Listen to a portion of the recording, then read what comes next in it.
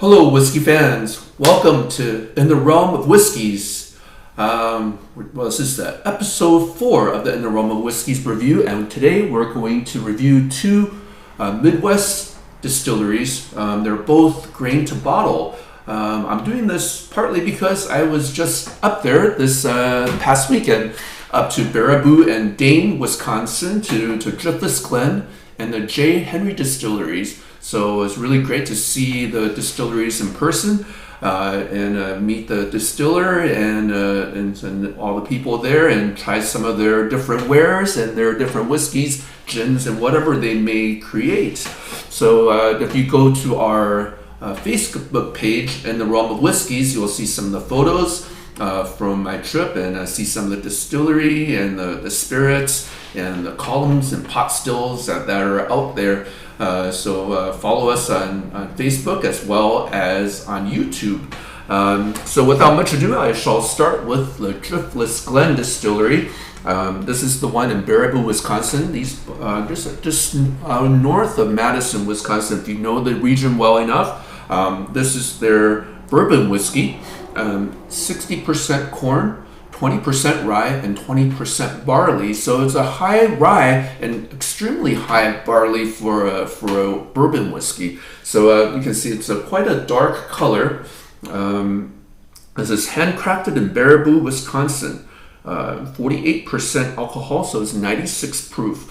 It was rated 90 points in some whiskey competition here. So a minimum of 2 years, and a new oak and bottled by Driftless Glen Distillery in Baraboo. So I think they were at 4 years before, but doesn't say a minimum of 2, so as a standard. So this one actually is distilled in a combination, a pot still and a column still. So it's like a hybrid. Usually bourbons and scotches are distilled in twice in pot stills, but this is very interesting. They have a 42 tall column still out in Baraboo, and I think they said it was the tallest one in the U.S. Can't verify that, but our tour guide did tell us that it's enormously tall. I've never seen one that big before, but it's very interesting. So being column still, it'll come out at a little higher proof. So that's probably why it's a little higher proof here. They water it down, but to 48%, was almost 100 proof. So shall we give it a taste? Color's dark. Not sure if they filter this or add a little color to this. They don't say, so I'm not sure. But they used to use quarter casks or smaller casks, and when they first started out to impart more color in a shorter amount of time. It's debatable whether it gives you more flavor or not, but I know the Lafroig and the Scotch, they do that and they age it and not give you an age statement, but sometimes they work out very well. But I know from Jim Beam's quarter cask experiment, it just made it darker and not that much more flavor. But a case by case basis, I guess, depends on the weather and the type of oak and a lot of other factors. But this is their flagship bourbon. Oh, you can smell the breadiness of it. It's almost like some of the single malts. A very, very light caramel. A little salty on the nose. Very interesting. Let's have a taste.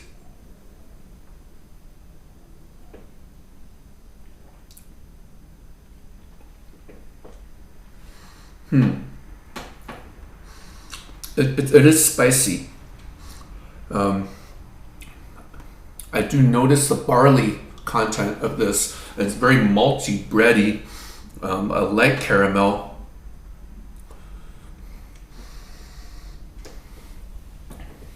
It is very hot at 48% alcohol. It's slightly caramel, like there's a little bit of toffiness in there, but the finish is very, very long. It kind of hits on the side of your mouth and the back.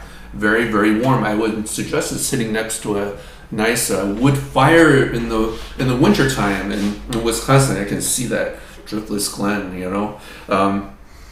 Let's have a second taste here, shall we? but the high alcohol content. This is a little less complex than I would like it, probably because partly it's distilled through column stills and not just pot still. And pot still usually gives you a little more flavor of the grains, and they come out at a little lower proof as a result. Noticing a little more floral notes as we move forward here. Of course, these have been sitting around for 20 minutes. So I let it air out a little bit because these are kind of younger whiskeys. So especially being bourbons, I like to have a little aeration there, natural aeration, before I taste it for you.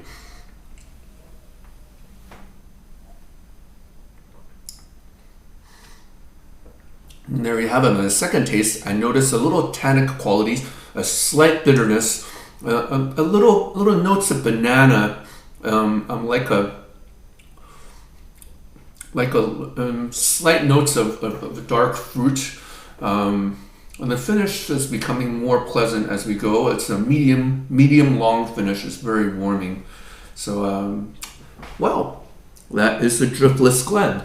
And shall we move on to J. Henry? J. Henry is it's a very interesting one. It's also a grain to bottle. When we went to J. Henry Farms, they don't have a pot still there. I actually do it off-site in another town in Wisconsin, but they grow their own grains. There have been several generations. Joe Henry led the tour and showed us the warehouses there. There are beautiful warehouses and open air. There's Wisconsin. Summers are very hot and winters are very cold, so they get a lot of fluctuation in temperature from winter to summertime, and then they really squeeze the bourbon out of the wood during the winter, and they really absorb it in the summer when the wood expands. So they make their bourbon out of heirloom red corn. So this is probably the only strains that is being made from these heirloom red corn. They're not the standard yellow or white corn that you see in commercial distilleries. They're heirloom variety, and also their own heirloom variety of wheat as well as rye.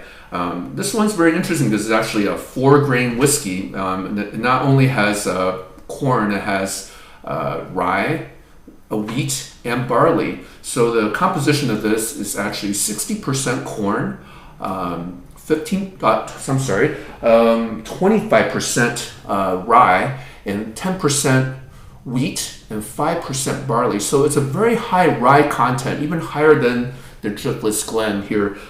So let's give it a look here. This is bottled at 46% alcohol, 92 proof, aged 5 years. This is non-chill filtered. That he told me himself, but it's not written on the bottle. So this is a very dark color, very nutty brown. If we compare it to, it's very similar to Driftless Glen. This is a heirloom variety corn. So this is the only place you can get it. You have to go to University of Wisconsin to get the seeds from them, because they save these seeds in case of a nuclear apocalypse or some sort. The University of Wisconsin has all these stored seeds of all different varieties so they can propagate that in case there is a drought or some famine or some disaster. So this is very cool. I really enjoyed being there and seeing some of their different barrels. They were aging one in Cognac cask because they're from a French heritage. So that was really fantastic, and I tasted this one as well as a cask strength, which was spectacular. Shall we give it a nose? There's definitely more caramel, creme brulee, a hint of dark fruit, like an apricot, a little fruitier, a little fermented fruit. Very delightful nose, floral bouquet. It's aired out a little bit. It's quite different from when it was on the very top of the bottle. The neck pour, I call the first pour. The neck pours are always a little harsher for me on most bourbons and scotches, and this one has a little time to breathe. So let's taste.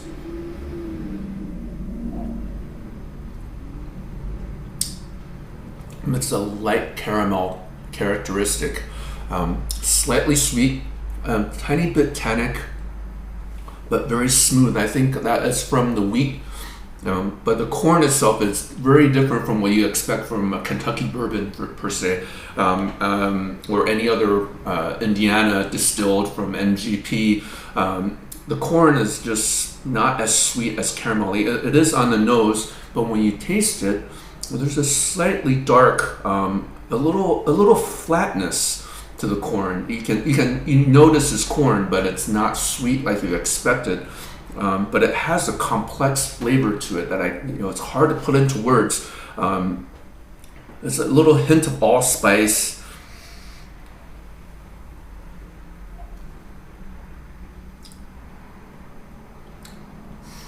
You can taste the tannins from the wood. The wood they use is very good, and it just aged right amount for 5 years. I'm curious to taste it at 6 or 7 or 8 years, but 5 years does give it a good amount of age and the complexity of the wood, and you can taste the grain. There is a higher rye content, and I'm not familiar with this type of rye or wheat, so I'm guessing that mostly I'm tasting the corn, but the combination of these heirloom grains is very, very compelling and very, very interesting. I highly suggest you try this if you get a chance, because I love tasting different kinds of grain, and especially these types of rare grains that are locally grown, and we can support local farmers and distillers, and these are great 2 distilleries from just up the road from Chicago where I live. So let's finish this up.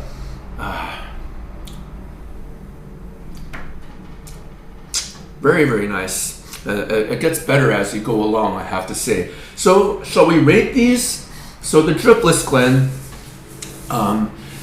these go for around $43 here in Chicago. It's a pretty good whiskey, but I feel it's just barely slight above average. For 43, I would rate it a 5.5 on the score and 4.5 on value. I think it's I'm rating it even from 1 to 10, so 5 being pretty average, or a good average decent whiskey, and 5 would be an average value for the money. So this is like slightly better than an average whiskey, I would say, bourbon, and slightly lower than average for the value. For the J. Henry, they go around $50 on the average, but you have to notice this is heirloom grain, which is hard to get, and you won't taste that anywhere else. And this is grain to bottle. I give it a score of 7, which is considerably above average. Being at $50, this is a little higher price than the average, average small distillery bourbon. But I think it's worth it. It's just priced just right at 5. It's not a huge bargain. It's not overpriced. I think it's right on money. I give it a 7, and that's our rating. So I hope you enjoyed this, and please follow us on YouTube and also on Facebook if you like, and you can see more pictures of the distilleries, and also of Joe Henry and his wife Liz, who did a magnificent tasting for us. That lasted an hour and a half, told us everything about the distillery. We will be having live events in Chicago. You can see more at www.intherealmofsenses.com and see what we're up to in terms of our whiskey events, as well as other music concerts and art projects. So thank you for joining us. I hope you enjoyed the whiskey tasting. It's that time of the day. We are going to introduce our special guest.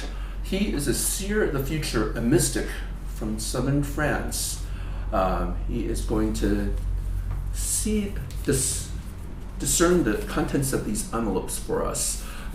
His name is Cognac the Magnificent. Welcome, Cognac. Thank you for joining us again. Un grand plaisir, comme d'habitude. Oui. Merci beaucoup. Okay, so within these envelopes, they're hermetically sealed and hidden in the FBI since 1979. And these envelopes are questions. Without ever seeing these questions, the great Cognac is going to discern the answer to these questions. I feel it. I already know them. Indeed, okay. Well, I think so. I believe in you, Cognac. So let's start with the first one, shall we? Let's try. Sure. That's what I thought. QAnon. QAnon. Okay. Wow.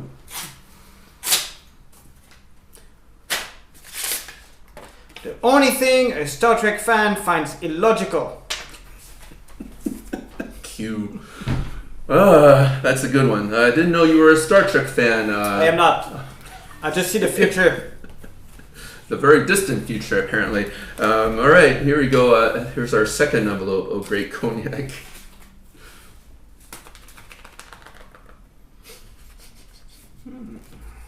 Amway. Amway, oh, like the pyramid scheme from the 80s, 90s, that they try to sell you stuff. What Donald Trump will be selling next year.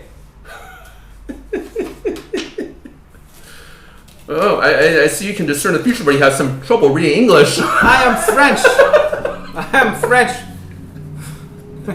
Souvenez-vous. C'est bon, c'est bon. All right, let's go on to our third one, shall we?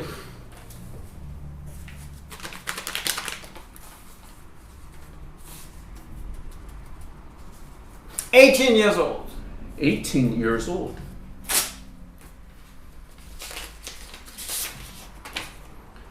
What you shouldn't be looking at your age. Very good wisdom from Cognac the Magnificent. Cognac the Very Wise. Yes, indeed. Bien sûr. Should not be looking, but drinking is okay. As long as it's whiskey or bourbon, is that right? That is correct. You have the wisdom of the ages. Oh, great Cognac, indeed. And my hand, the very last, fourth envelope of the day. Please grace us with your knowledge.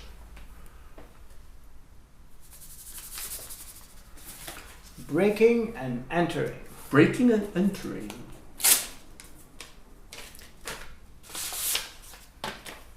The only way Donald Trump will get back in the White House. Oh, Cognac, you can indeed see the future. Well, thank you so much for your wisdom and your knowledge, and hope you enjoyed our episode. And we will be back next week. Hope you enjoy. Cheers.